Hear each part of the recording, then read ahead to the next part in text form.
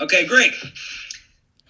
So the talk is loosely titled Bernard Mandeville and the Grumbling Hive of Blue Checks. You never really know if the language of blue checks and non-blue checks is going to translate. You know, it's difficult to tell who's online, as it were, and who's not. But assuming that you're online, assuming that you're on Twitter with any regularity, you know that blue checks is the name for like the verified members of Twitter, the stars of Twitter, the people who get the likes and the retweets, and the engagement. That's sweet engagement. So this is the first time I've given this talk. This is the first time I've spoken on this subject at all. So here goes nothing. The basic idea behind this, Professor Johnson asked me to take a primary text, right, a great work, and to make it relevant. So I'm going to try to make it as relevant as I can. And of course, when she gave me this chance and to kind of see what I had cooking, the first thing I thought of was Mandeville. His work is some of my favorite work, and in particular, his 2-volume work called The Fable of the Bees, which you may have heard of at some point. It was an extremely influential text that came out in the first couple decades of the 18th century. So with no further ado, I'm just going to launch in. So The Fable of the Bees is the name that was given to a 2-volume work that Mandeville produced over the course of like 20 years. But the original fable, the actual fable in question, was a short pamphlet that he produced in 1705 that was just called The Grumbling Hive. So this would have been printed up relatively cheaply, and this would have been sold on the streets of London, a 2-penny pamphlet. It would have been sold basically with the idea of making money, right? So if you were familiar with the history of urbanization and the history of literacy in England and in Europe more generally, you know that the 17th and 18th centuries, we see the rise of really the first ever consumer market in books, not just books, but basically anything. Whereas today, right, if you have a television, you have access to, 15 different streaming services, all of which provide a lot of what we now refer to as content, prestige TV and all this kind of stuff, right? I mean, you can watch 100 hours of Game of Thrones, and then you can follow it up by binging 100 hours of The Real Housewives. The content is never ending. And what we see in the 17th and 18th centuries is really the birth of content in this sense, but content, of course, in print. So it opens with this scene, the scene of the hive itself.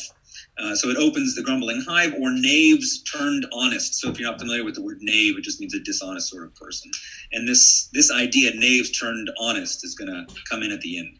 So keep that in mind. So here's how he begins this pamphlet. A spacious hive, well stocked with bees, that lived in luxury and ease, and yet is famed for laws and arms, as yielding large and early swarms, was counted the great nursery of sciences and industry. No bees had better government, more fickleness, or less content. Okay, so what are we from the beginning? What can we tell? Well, obviously this is in the tradition of the fable. So fables were a popular form of literature in the 17th and 18th century. Mandeville was Dutch by birth. They were particularly popular in the Netherlands, and actually he later in life actually translated several volumes of the fables of a guy named La Fontaine. We're going to come back to La Fontaine in a minute. So fables are on his mind. Fables are on the public's mind. So this whole thing, despite being 16 pages long, is supposed to come across as a kind of fable. And by the way, if you write fables, you're called a fabulist, which I've always just been, I've always just loved that word, the idea of being a fabulist. So here's Mandeville in his fabulist mode.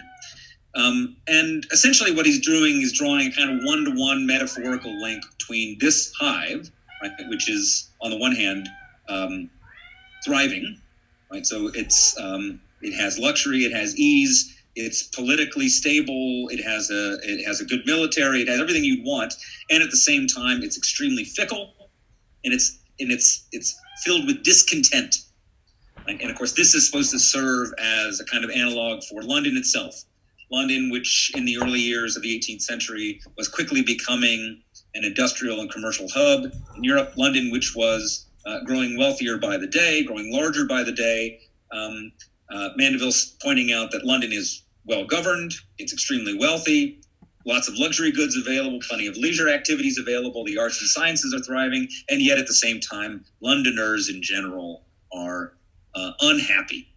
Already, I think you can see a certain parallel with 21st century, right? In 2021, right, if we just look at the raw numbers in terms of GDP per capita, if we look at life expectancy, if we look at any number of sort of material indicators of well-being, right, we've never been wealthier or safer or better educated than we are now. And yet, are we any happier?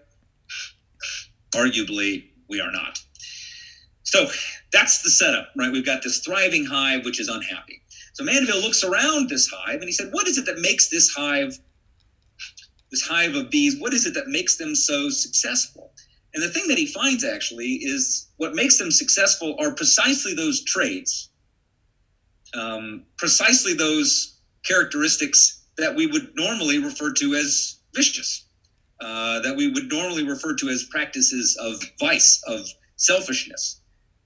So, for example, I mean, he goes through a number of different professions, all of which he says practice a certain amount of vice, but just take something like clothing, right? So, as you probably know, the clothing industry and the various industries that attach to the clothing industry, it's a huge industry. It's a globalized industry that serves the needs of billions of people on an annual basis. Now, the thing about clothes, of course, is that they don't really cater to our most noble characteristics, right? We don't buy a new wardrobe every couple of years because we're happy with ourselves, because we feel very confident in our other virtues, such as our loyalties and our faith and our steadfastness and all this kind of stuff. We buy clothes because we want to look good, right? We buy clothes essentially from our own vanity.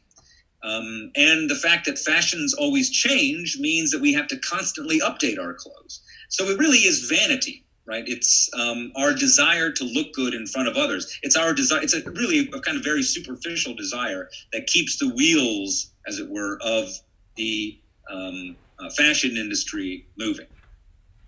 But at the same time, as you probably simultaneously realize, the fashion industry provides a lot of jobs, right? It puts a lot of food on the table. It gets the wheels of commerce going. And so Mandeville was one of the first really to make this kind of point, which is now, of course, I mean, a sort of a bedrock of classical political economy. So he looks around the city and he basically finds a lot of vice. And what he finds is, right, you know, sort of quite controversially, is that it's the vice that makes the city great. So here's a few more passages. The root of evil, avarice, that damned, ill-natured, baneful vice, was slave to prodigality. That noble sin, whilst luxury employed 1,000,000 of the poor, and odious pride 1,000,000 more, right? So it's luxury and pride that employ the poor. Envy itself and vanity were ministers of industry. Their darling folly, fickleness, and diet, furniture, and dress, right? It's not just fashion that's subject to trends, right? Subject to fads. Everything from your house to your furniture to your bed linens, right? All of this stuff needs updated over time. It's not that the old stuff isn't any good. There's nothing wrong with your old furniture. There's nothing wrong with your old clothes. They still can be sat on. They can still be worn, but they're simply not fashionable anymore. That strange, ridiculous vice was made the very wheel that turned the trade. Elsewhere he writes, thus vice nursed ingenuity, which joined with time and industry, had carried life's conveniences, its real pleasures, comforts, ease, to such a height the very poor lived better than the rich before, and nothing could be added more. Right? If we think about the cutting edge of consumer technology, right? If we think about iPhones and Samsung Galaxies and all these gadgets, I mean, the amount of ingenuity that we have poured as a society into these things over the last 20 years is absolutely astonishing. And of course, they're glorified toys. Right? But it's our desire to mess around in our phones. It's our desire to take pictures of ourselves in beautiful places and post them on social media that keeps the wheels of ingenuity turning. Elsewhere he writes, thus every part was full of vice, yet the whole mass a paradise. Flattered in peace and feared in wars, they were the esteem of foreigners, and lavish of their wealth and lives, the balance of all other hives. Such were the blessings of that state, Their crimes conspired to make them great. And virtue, who from politics had learned 1,000 cunning tricks, was by their happy influence made friends with vice, and ever since, the worst of all the multitude did something for the public good. So that's the basic idea here. So we have this vast and thriving hive. What is it that makes this hive so successful? It is vice. Right? Vice is the thing that has made this hive great. But, and this is where a lot of Mandeville's notoriety come from, but very few people want to admit that what they're doing is essentially a kind of vicious behavior. We don't like to see ourselves in this way. We don't like to see our society in this way.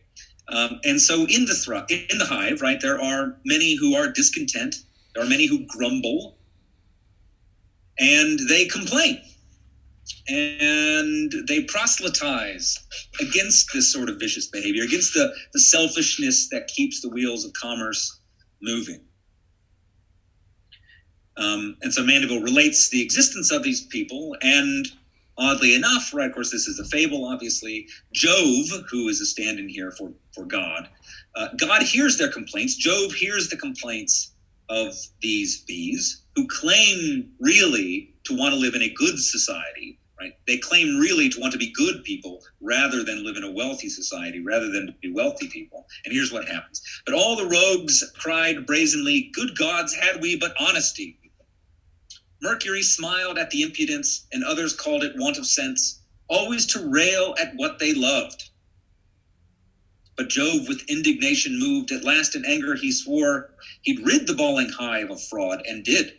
The very moment it departs and honesty fills all their hearts, there shows them like the instructive tree. And of course, this is a kind of the moment at which Adam and Eve, right, eat from the instructive tree, the tree which contains the knowledge of good and evil. And of course, in the Genesis story, in the biblical story, this is the original sin that results in their being cast out of Eden, right? They recognize that they are ashamed of their nakedness, and they're introduced into essentially the world, right? They're pushed out of Eden. And here, of course, Mandeville sort of inverts that story. The Eden was, in fact, this paradise predicated on vice. And what Jove introduces them to is true morality. There shows them, like the instructive tree, those crimes which they're ashamed to see, which now in silence they confess by blushing at their ugliness, like children that would hide their faults and by their color own their thoughts. And so Jove makes them exactly what they claimed to want to be, right? Jove made them honest. Jove cured them of their vanity and their pride. And the effect, which this takes place over the course of the rest of the work, is that it destroys the hive, right? If we all got over our vanity tomorrow, right? If we all, right, the next time we go to Target or to Walmart or to whatever, if we all, we're looking at the clothes, if we are struck suddenly by the thought that, hey, I'm only here looking, I realize that probably not very many people your age shop at Walmart for clothes, but like whatever, Target or, Abercrombie and Fitch. You guys still do Abercrombie and Fitch? Say you're wherever it is that you are looking for fashionable clothes, you're standing there and suddenly you're struck by the thought, you know what? I only want these clothes because I care more about what other people think of me. I could be giving this money away to some charity. I could be buying mosquito nets for people in Africa. That's what I could be doing with this money. And instead, here I am at the Abercrombie and Fitch store or whatever store I happen to find myself at, and I'm buying clothes. And I'm buying clothes because I'm a vain person. Right? If we all did that tomorrow, the wheels of this globalized, textile, industrial commerce, superplex or whatever would grind to a halt. Right? Demand would dry up. And all of the jobs and all of the money that circulated as a result of our pride, as a result of our vanity, would cease to exist. And so what happens is they become honest and they live in a good hive, but the hive itself becomes much, much smaller and much, much poorer. And many of the bees die because there's not enough commercial activity to sustain them. So if you want to be good, you can be good, but you will be significantly worse off for it. And here, of course, as any good fabulist would include, right, every fable needs a moral. And here is basically Mandeville's moral. Then leave complaints, fools only strive to make a great and honest hive. To enjoy the world's conveniences, be famed in war, yet live in ease, without great vices, is a vain utopia seated in the brain. Without great vices, right? It's a vain utopia seated in the brain. Fraud, luxury, and pride must live while we the benefits receive. Hunger is a dreadful plague, no doubt, yet who digests or thrives without? Do we not owe the growth of wine to the dry, shabby, crooked vine? And for those of you familiar with the history of philosophy, will recognize this line about the crooked vine when Kant makes great use of it about a century later. Kant, another great reader of Mandeville. Right, so, I mean, what Mandeville's suggesting here is a number of things, and many of them got him in trouble. So the initial kind of interpretation of Mandeville's grumbling hive was essentially an economic one. So even in the 20th century, you got guys like Jacob Viner and Friedrich Hayek, noted 20th century economists who considered Mandeville to be one of the first great figures in the field that we now recognize as classical political economy. So some interpreted him as essentially kind of early laissez-faire economist. Others, I think, probably more correctly interpreted what we have in the grumbling hive as a kind of early form of Keynesianism. I think that's probably right. But they essentially looked at him and said, listen, all he's pointing out is that aggregate demand is extremely important, and then aggregate demand is fed at some level. Aggregate demand is fed by essentially prideful activity, selfish behavior. Right? Human beings are selfish creatures. They want new clothes. They want new televisions. They want new iPhones. They want all this kind of stuff. All of this feeds into this big machine that we call aggregate demand. This stimulates the economy, and it makes everybody better off. And he's just one of the first to point that out. And of course, Mandeville's hardly the first person to recognize this. In fact, I don't know if you guys read anything about Sparta, or maybe if you read any Rousseau in your class. I'm here speaking to Professor Warner's class. If you're familiar with the sort of economic thinking that went into the great Retra of Lycurgus, the series of reforms that Lycurgus introduces into Sparta, or if you're familiar with the political economy of Rousseau, right, they all recognize that demand leads to commercial growth, and that's precisely why they try to prevent demand from growing, right? They try to encourage their citizens to be happy with themselves as they are. They try to encourage them to engage in more virtuous activities, in the martial virtues and civic virtues, rather than paying attention to themselves and worrying about how they look, right? And they do that partly to keep their city poor, right? Sparta was meant to be as poor as possible because wealth led to corruption, led to all sorts of bad sorts of outcomes. So Mandeville just essentially reverses this kind of classical Republican notion and says, no, actually, if you want to have a great and commercially prosperous city or state or whatever, feed the vices, right? Encourage certain kinds of vanity. Tell people to buy new clothes. Tell people to go out and, you guys are too young for this, but actually in the wake of the Second Iraq War, I think George Bush II, I think, went on TV and said that that the best thing that the average American can do right now to help their country is to go out and shop and to buy stuff, right? So I think that's usually the context in which Mandeville comes up today. At the time, there were plenty of people who kind of recognized what he was doing and objected on very strong grounds. So he very quickly becomes a figure of considerable notoriety in the 18th century. And in fact, many, many thinkers, from Hume to Smith to Rousseau to Berkeley to any number of figures in the 18th century, they feel a very strong need to distance themselves as clearly as possible from Mandeville's thought. And in particular, what many people in the 18th century were struck by was this argument that, and this was actually a subtitle that Mandeville appended to the Fable of the Bees when he issued subsequent editions. They were struck by this idea that private vices equal public benefits. Right? They're struck by this notion that while people can be bad, right, in their kind of day-to-day lives, and that this badness actually brings about public goodness. And Mandeville really did mean this, and he gives examples, like, for example, right, even theft, right, theft, which is not just, it's not a kind of minor vice like selfishness or vanity, but is, a real vice. It's a crime. Theft is a crime. Theft, he says, at least it provides work for locksmiths, right? So even theft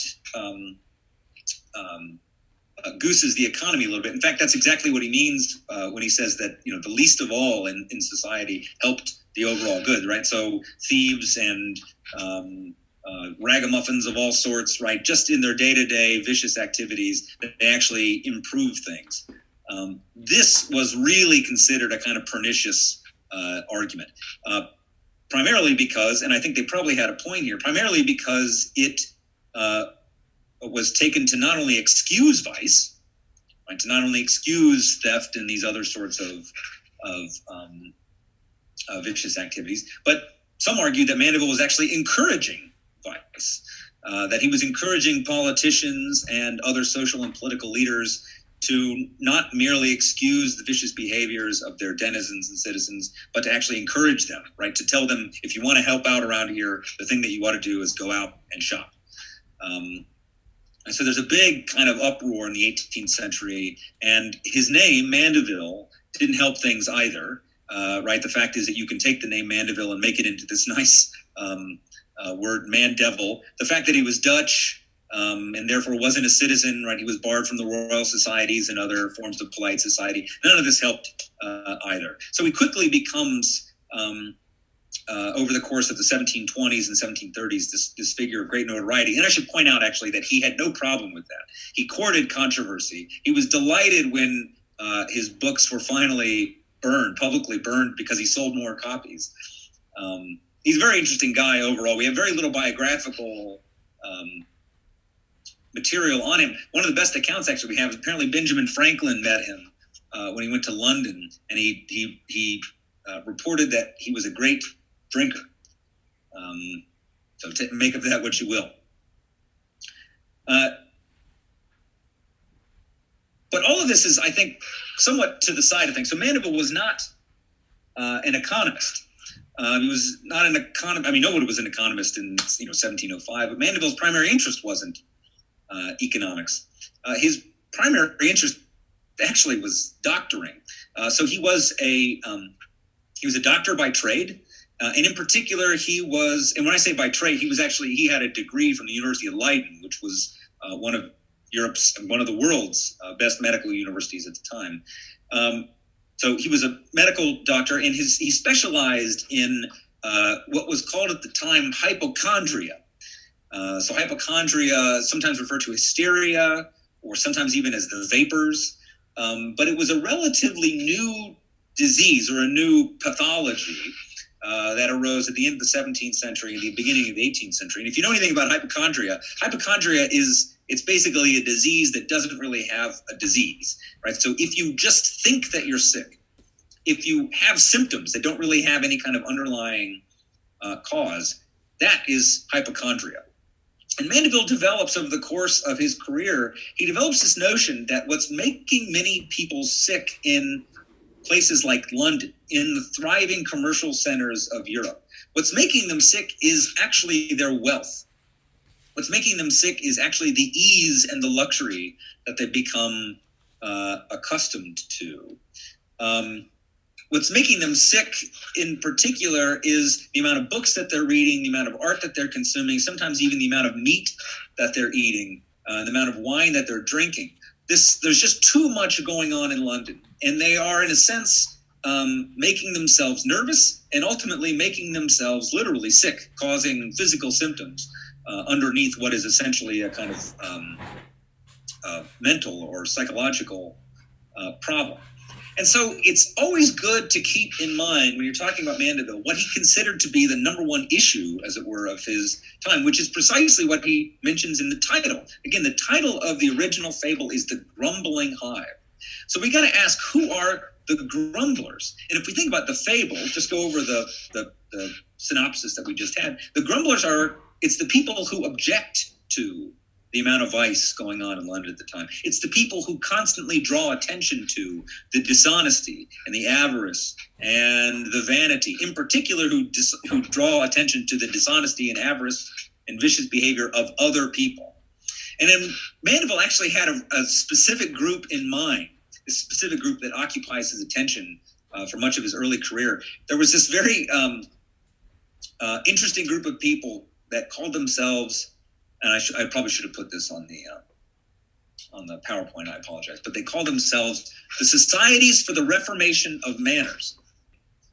And they arose in London primarily in the 1690s, and by the 1710s and 20s, they're in full swing.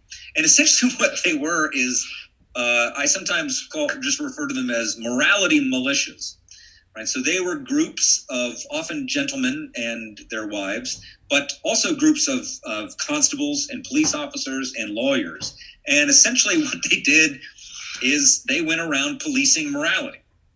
Now, the primary focus of their efforts would have been prostitution, both heterosexual and homosexual prostitution, which were rampant in London at the time. So they would go around and they would break up brothels, and they would, sick the police on brothels and so-called molly houses and other forms of sexual debauchery.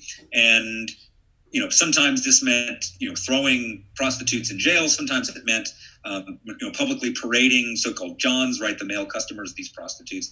But just generally, it was often somewhat violent, and it was very costly for the people who were accused and ultimately who were prosecuted for these crimes. Now, Mandeville was a foreigner in London. He was barred from many of the official medical organizations, and so the people that he worked most often with often would have been women, and he often would have worked with prostitutes. So he often, in other words, dealt with what we might think of as the unintended consequences of these societies for the reformation of manners, right? These are almost always poor and uneducated women who, through no choice of their own, through primarily the circumstances that have been laid upon them, end up working in this particular field. And their livelihood is destroyed by these societies for the reformation of manners. That's who he has in mind when he's writing The Grumbling Hive. And in particular, what he has in mind is that these societies for the reformation of manners are not being honest with themselves about ultimately what is motivating them. Right. So this is a piece of art. This is a cartoon that is from some pamphlet from the 18th century, and this is a common figure that we see a lot in 18th century art. It's called the well-fed English constable.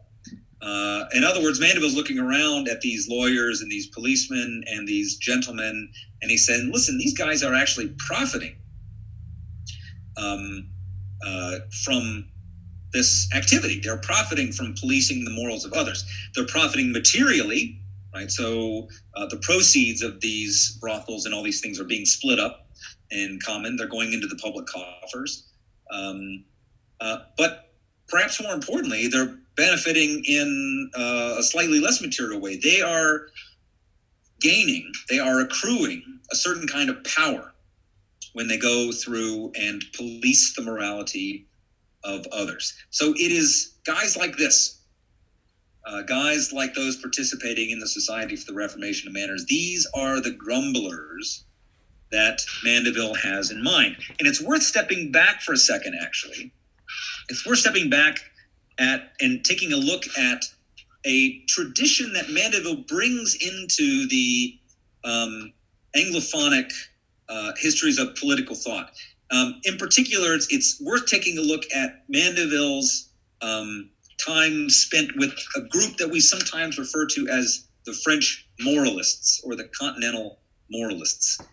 So these are figures like Michel de Montaigne, who's 16th century work, his masterwork, the Essays, of course, inaugurate in some ways the form of the essay. But I mean, what Montaigne's essays do is they, for the first time, show us what introspection is capable of, right? Montaigne's essays are, he says, his attempt to describe himself in the fullest imaginable way, right? They are an example of a kind of prolonged practice of self-examination. In the 17th century, we have figures like the Duc de la Rochefoucauld, and again, this guy La Fontaine, who wrote a series of fables that Mandeville translates. This image here on the left is the frontispiece that Rochefoucauld commissioned for his great work, sometimes just called the Maxims. And we'll talk more about those in a second. What the French moralists really brought out, what they really focused on, they're coming out of an essentially Augustinian tradition. What they really brought out was how incredibly wily, how incredibly mysterious human pride can be. Right? So in particularly the Augustinian Christian tradition, right, what human beings are is creatures of pride. Right? It's probably actually what distinguishes us from the animals, right? Our capacity to preen, our capacity to love ourselves more than we love others. And what these moralists did through, all of them, through a process of rigorous self-examination, is they looked inwards. And what they found was, and this is the quotation, this is from Rochefoucauld, and he puts this at the very front of the Maxims. He writes, "Nos vertus ne sont le plus souvent que des vices déguisés," which just means our virtues are most often only vices disguised. The image here, the frontispiece, this is, so actually you can see I don't know if you can see my mouse or not, but the title is L'amour de la vérité, which just means the love of truth. Right? This little cherub-looking guy, he apparently is the lover of truth. And what he has done is he's pulled off the mask of Seneca. So Seneca is a great Stoic philosopher. If you know anything about Stoic philosophy is all about self-control. It's all about controlling one's desires, learning to live without things, this sort of stuff. Well, what many of the moralists like to point out, what Mandeville himself liked to point out, is that Seneca was actually fabulously wealthy. He's fabulously rich. I, too, could be a virtuous person. I, too, could control my desires if all of my desires were satisfied. It's very easy to be good when you're rich. It's very easy to preen when you're rich. It's very easy to preach to others how to be good when you yourself are rich and have at your fingertips nearly everything. So this little cherub, in his pursuit of the love of truth, is pulling off the mask of Seneca and revealing the ugly face underneath. I think they probably could have drawn an uglier face. There are several versions of this frontispiece. This is, Seneca makes it off the easiest in this one. Many of them draw him as like someone disfigured. And just the point is that even Seneca, this great moral philosopher of the past, this great Stoic of the past, underneath all the claims to virtue, underneath all the great and rigorous moral systems, what Seneca wanted ultimately was to be known as being good. In other words, underneath Seneca's moral gymnastics, his feats of incredible moral prowess, underneath it all, he really just wanted to be the best. It was pride all along that motivated Seneca, or so Rochefoucauld thinks anyway. And of course, Montaigne and Rochefoucauld, again, through this kind of rigorous self-examination, they overturn all of their virtues, right? And they see the vices underneath. I mean, we can all do this with ourselves. So, right? I have the look of a professor, right? I look like I could either be a humanities professor or a hobo, depending on the context, right? So why do professors look like this? Why do they grow these big bushy beards and pretend like they don't care what they look like? Well, ideally, we want you to think that this is the result of neglect, right? That I'm so busy thinking big thoughts. I'm so busy, considering, contemplating on the eternal verities that I don't have time to shave, right? I don't have time to notice that my eyebrows go in 15 different directions. I don't have time to notice. I can still recall, actually, I had this philosophy capstone course when I was in undergrad with this Husserl scholar, and he had, I'm talking giant tufts of white hair that came out of his ears. And why would you keep those unless you just didn't even realize they were there? No one had pointed out to you that you were literally growing a small white forest out of your ears. But I'm self-reflective enough to know that I can get away with this look because I don't have a real job, and I can get away with this partly because it leads you to think that I'm busy thinking about things, right? In other words, I've cultivated this kind of affect of disheveledness precisely so that I can impress you. There are some professions in which looking disheveled actually makes you look more important, and I just happen to be in one. We can all undertake this process of rigorous self-examination. We can all list off the things that we like about ourselves. Right? We can list off the things that we like about ourselves, and we can find underneath them, right? We can find the inklings. We can find the signs, right? The vanishing footprints left by pride, right? Left by self-interest. Now, really, what these guys are on the precipice of is what we might think of as just the sea within, right? So whether that's pride and the way that pride kind of moves in this sort of organic and invisible way behind our motivations, what will eventually become with guys like Nietzsche and then ultimately with Freud, right? This just becomes the self-conscious. The idea that behind the conscious self, behind the me that is in control, right, and swirling my fingers around like this and talking on the Zoom call, behind this, there is this vast inlet, right? There is this sea of subconsciousness and unconsciousness, which is secretly and organically dictating my activities, right? This is really what they're on the cusp of. But in the meantime, we can just find in Mandeville this idea, the idea that behind our virtues, that behind our that behind our activities, our practices that come from seemingly virtuous motivations, behind all of that sits self-interest, right? Sits pride. And Mandeville really did think this went all the way down. He even argues that a mother's love for their child. I mean, you got to remember the guy spent a lot of time with prostitutes. It is a sad and unfortunate fact that prostitutes in the 18th century were often essentially forced to abandon their own children, if not to outright murder them. Infanticide was sadly common among certain classes of women because they could not care for them. So Mandeville recognized that even something like a mother's love, given the right incentives, a mother's love itself could cease to exist. So, the grumbling hive of today. I mean, very few things really match up with as much suggestive precision with Mandeville's London as Twitter. Right. So again, Mandeville looked around and he said, listen, what's going on here is we have this newly literate public. We have this new class of people, the bourgeoisie, right? They have free time on their hands. They're literate, i.e. they have an appetite for reading, and we have all of these texts available. We have all these salons open, these cafes, these pubs open, and they're just going into these pubs and they're hearing all these crazy ideas, and they're effectively losing their mind. Well, I mean, Twitter is an even better example, right? Twitter is like being plugged into a salon or a pub or a coffee house or whatever. It's like being plugged into the internet, right? All the time, right? You can spend hours and hours and hours and hours on it. And inside this pub, inside the salon, is everyone else on earth, is millions and millions and millions of people. So if Mandeville looked around and thought that it was just the sheer too muchness of London, right? If that's what he thought the problem was that was leading to this grumbling, I mean, the internet and Twitter, this is too much on steroids. This is too much for anyone.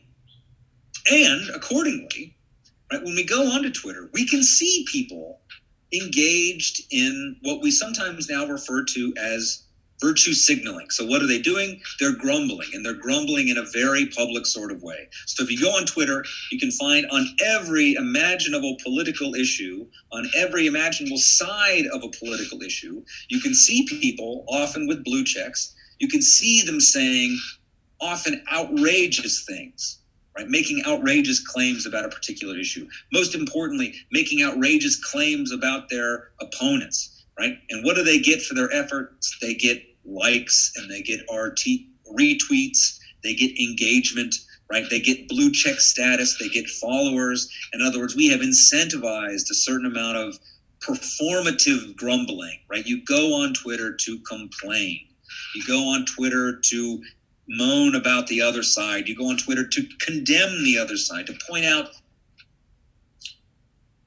right, the callousness and the cruelty that motivates people on the other side of a given issue. And the more outlandish your claims and the louder you say them, the more caps that you use when you type them out, the more incisive your critique, you are rewarded for it, right? So we award the loudest grumblers. And so what we do on Twitter is we incentivize grumbling.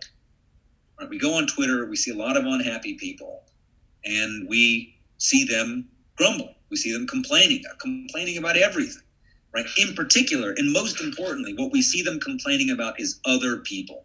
We see them complaining about the vicious habits of those around them. But when we seek this kind of thing out, when we point out that these people are really just engaged in a kind of signaling game of virtue, right? You're only saying that to get likes, right? If you really cared about such and such an issue, you would, right? If you really cared about the plight of America's poor, right? You would, instead of spending time on Twitter, you would go out and donate your salary to such and such.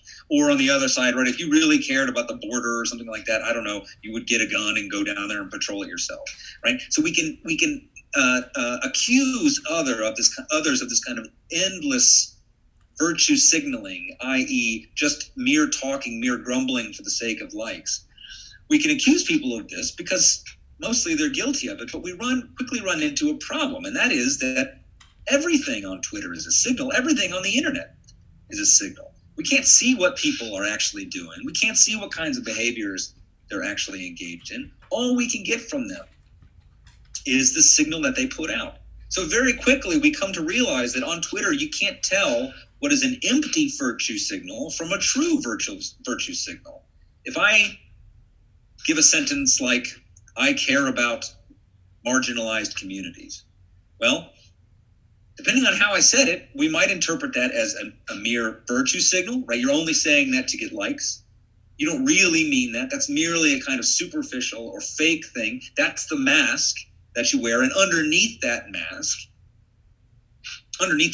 is the ugly Seneca. Underneath that mask is the like hungry, right? The like seeking, the retweet seeking, self-interested, vain tweeter. Well, we can imagine that also not being the case, right? It's difficult to tell if when someone tweets, I care for marginalized communities, or something like that.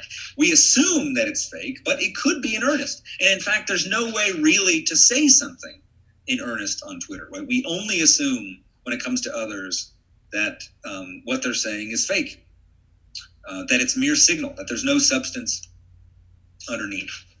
So what happens on Twitter is that we become increasingly angry.